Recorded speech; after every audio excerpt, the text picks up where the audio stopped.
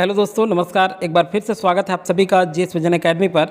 तो दोस्तों, थोड़ा सा लेट में वीडियो जो है आपका आ रहा है। रोज़ जो है प्रैक्टिस सेट जारी नहीं हो पा रहा है। अब कोशिश किया जाएगा कि लगातार कम से कम एक दिन के बाद या कंटिन्यू प्रैक्टिस आपका जारी हो। तो चलिए दोस्तों, छात्रा अधीक्षक परीक्षा की जो भी स्टूडेंट्स तैयारी कर रहे होंगे उनके लिए वेरी इंपॉर्टेंट रहने वाला है वीडियो। पूरा देखिएगा, सारे क्वेश्चन आपको सॉल्व करना है।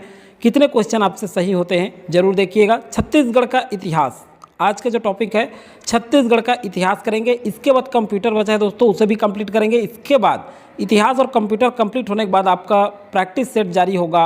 आपका मैथ्स भी आपका प्रैक्टिस कराया जाएगा। मैथ्स जिनका कमज़ोर होगा ज़रूर देखिएगा। चलिए शुरू करते हैं।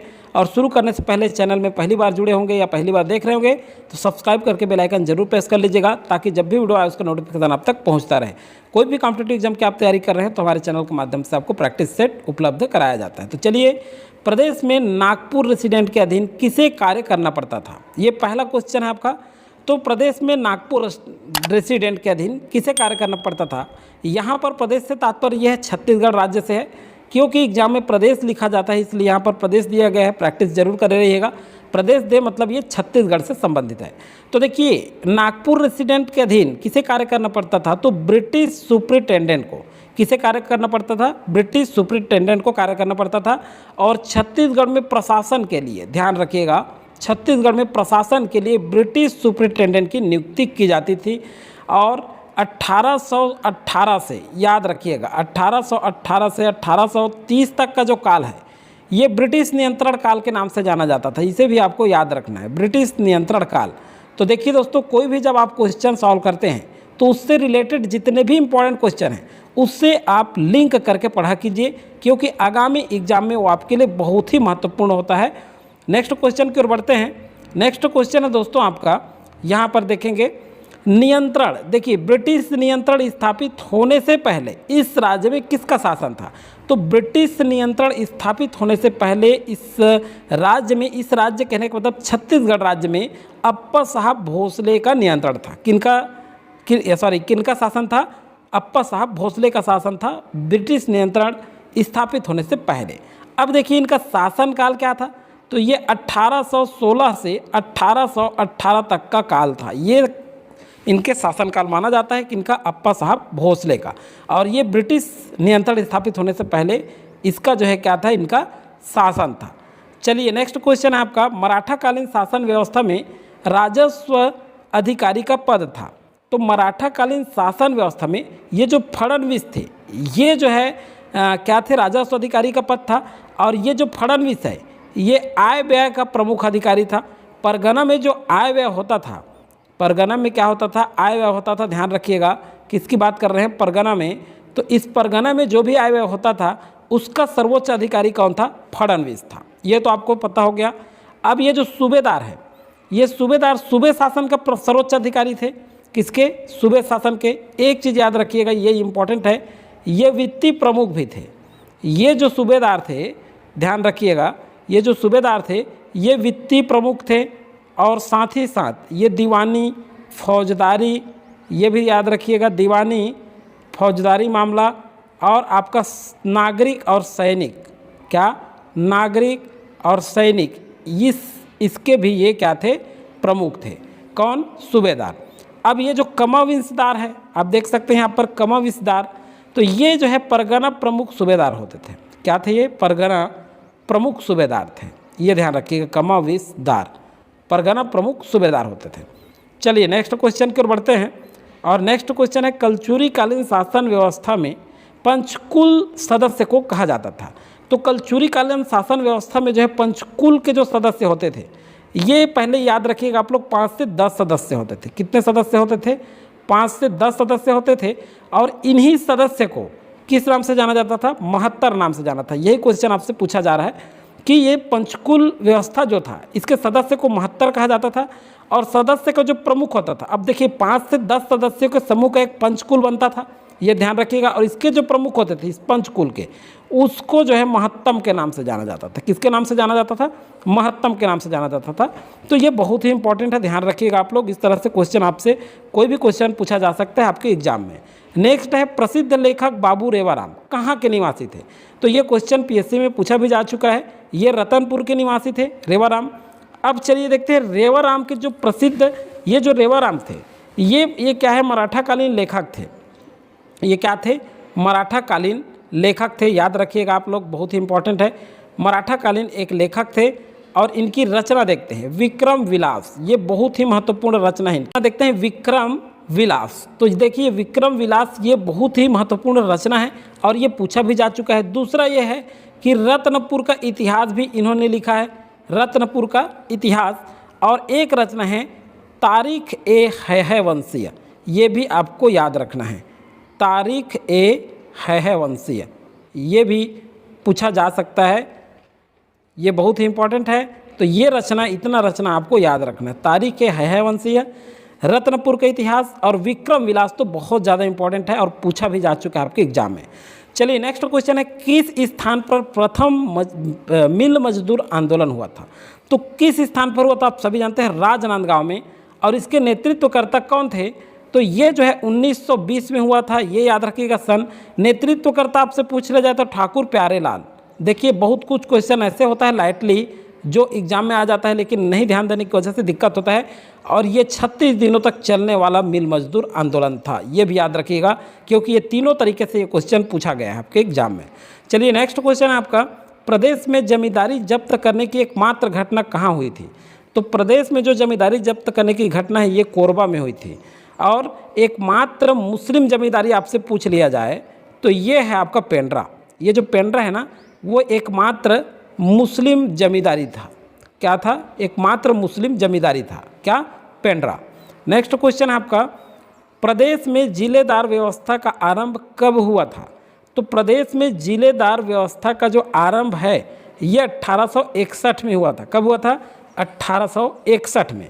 और ये जो 1871 आप देख रहे हैं इसको भी याद रखिएगा। ये जो है आपराधिक जनजाति अधिनियम लागू हुआ था इस दिन। क्या हुआ था? आपराधिक जनजातीय अधिनियम, ध्यान रखिएगा, आपराधिक जनजातीय अधिनियम। ये किस दिन?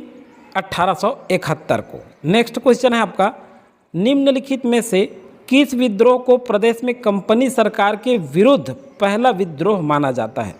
तो देखिए हलवा जो विद्रोह हुआ था, हलवा हो गया है ये एक्चुअल में हलवा ऐसा है।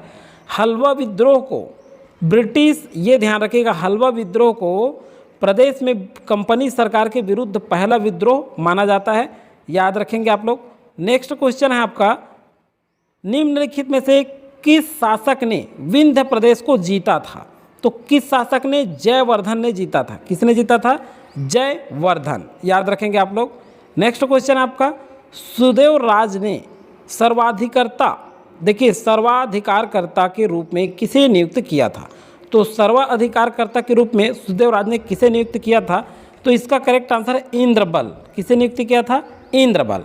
और ये जो सुदेव राज है, ये जो सुदेव राज के 8 ताम्रपत्र प्राप्त हुए हैं ये भी आपको याद रखना है। कभी कभी क्रम भी पूछा जाता है तो इससे रिलेटेड जितना भी आपको याद है मैं यहाँ पर कुछ ही बताता हूँ, जो छूट जाता है आप वहाँ रिवाइज कर लिया करिए। तो 8 ताम्रपत्र मिले हैं जिसमें तिथि, वर्ष, लेखक और शासक।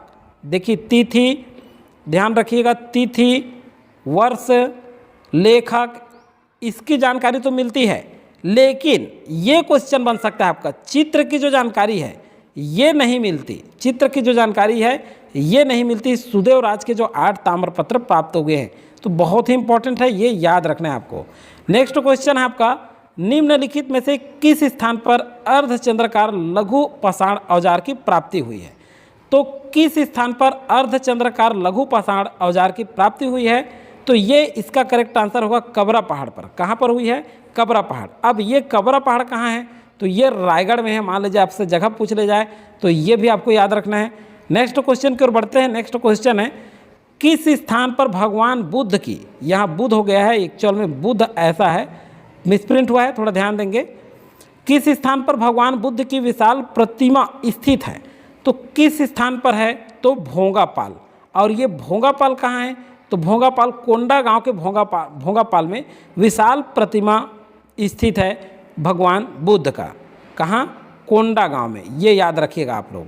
तो 13 का यहाँ पर आपका करेक्ट जो आंसर है ए हो जाएगा। अब चलिए देखते हैं नेक्स्ट क्वेश्चन। नेक्स्ट क्वेश्चन आपका लाल ईंटों से निर्मित कौन सा मंदिर है? मतलब लाल ईंट से निर्मित कौन सा मंदिर है? तो इसका जो करेक्ट आंसर है लक्ष्मण मंदिर है। कौन सा मंदिर है? लक्ष्मण मंदिर। और रानी वासाटा ने, ध्यान रखिएगा इसे किसने बनाया? तो रानी वासाटा, याद रखिएगा किसने? रानी वासाटा ने महाशिव गुप्त बालार्जुन के काल में। किसके काल में? महाशिव गुप्त बालार्जुन के काल में लक्ष्मण मंदिर का निर्माण करवाया था, जो लाल ईंटों से निर्मित मंदिर के नाम से जाना जाता है। नेक्स्ट क्वेश्चन है आपका, पांडुवंशी शासकों में सर्वाधिक समय का शासन काल रहा। तो पांडुवंशी शासकों में सर्वाधिक समय का शासन काल किस शासक का रहा?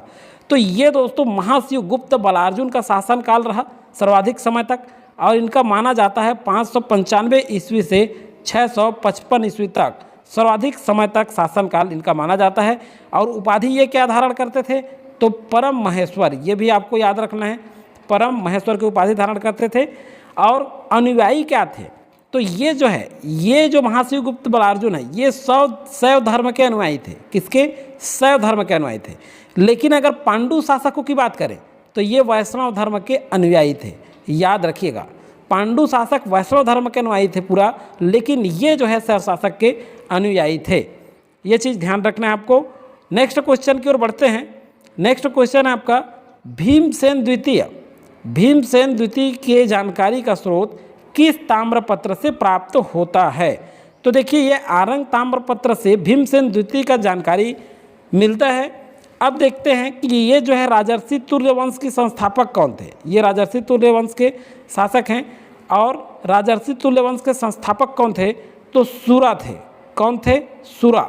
ये भीमसेन द्वितीय राजर्षि तुल्यवंश के शासक हैं और इनके संस्थापक सूरा को माना जाता है। राजधानी क्या था इनका? तो राजधानी था इनका आरंग। देखिए, छोटी छोटी चीज़ें हैं, सारी चीज़ों को आप जानते हैं तो भी लिंक करके पढ़िए, क्योंकि जितने बार आप रिवाइज करेंगे उतने बार हम लोग भूलते नहीं उसको। उपाधि किसका धारण करते थे लोग? तो राज्य योगी का उपाधि धारण करते थे ये राजर्षि तुल्यवंश के लोग। ये भी याद रखिएगा, राजर्षि तुल्य शासक किसका? राजयोगी का उपाधि धारण करते थे। नेक्स्ट क्वेश्चन है आपका, निम्नलिखित में से कौन सा शासक परम भागवत की उपाधि धारण करते थे? तो परम भागवत की उपाधि पांडुवंशी शासक धारण करते थे। कौन से शासक करते थे? पांडुवंशी शासक। एक चीज़ और है दोस्तों, त्रिकलिंगाधिपति। ये बहुत बार एग्जाम में पूछा गया है, तो इसलिए आपको बताना पड़ रहा है। त्रिकलिंगा जो है, ये त्रिकलिंगाधिपति, तो याद रखिएगा, बहुत ही इंपॉर्टेंट है। ये पीएससी मेंस में भी पूछा गया था 2011 का, और व्यापम में भी पूछा गया। तो त्रिकलिंगाधिपति की उपाधि जो है ये सोमवंशी शासक लोग धारण करते थे। कौन शासक? सोमवंशी शासक। तो ये आपको याद रखना है। नेक्स्ट क्वेश्चन है आपका, किस शासक के शासनकाल में राजीव लोचन मंदिर का जीर्णोद्धार कराया गया था? तो किस शासक के शासनकाल में? देखिए, ये ऑप्शन जब वहाँ पढ़ते हैं तो बहुत ज़्यादा दिक्कत होता है। पृथ्वीदेव प्रथम है या द्वितीय है, ये समस्या खड़ा हो जाता है वहाँ पर, तो कन्फ्यूज नहीं होना है। पृथ्वीदेव द्वितीय है, इसीलिए आपको प्रैक्टिस कराया जाता है। और जितने बार आप प्रैक्टिस सेट में अधिक से अधिक भाग लेंगे तो आपका क्वेश्चन कभी गलत नहीं होता। प्रैक्टिस बहुत ज़रूरी है कोई एग्जाम से पहले। तो जितना भी हमारे प्रैक्टिस सेट आएगा सारे क्वेश्चन जरूर सॉल्व किया करिए। उससे रिलेटेड और भी जानकारी होता है तो कमेंट में पूरा लिख करके आंसर दिया करें आप लोग, पूरा एक लाइन से उत्तर नहीं। जितना भी आपको इंपॉर्टेंट पता है तो लिख दिया करें, क्योंकि आप जिसे लिखते हैं वो काफ़ी लंबा समय तक याद रहता है और परीक्षा के लिए ज़्यादा इंपॉर्टेंट हो जाता है।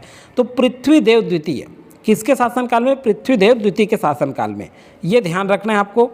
और ये जो है राजीव लोचन मंदिर का जीर्णोद्धार, ये पृथ्वीदेव द्वितीय के जो सेनापति थे, कौन थे सेनापति? जगतपाल। कौन थे?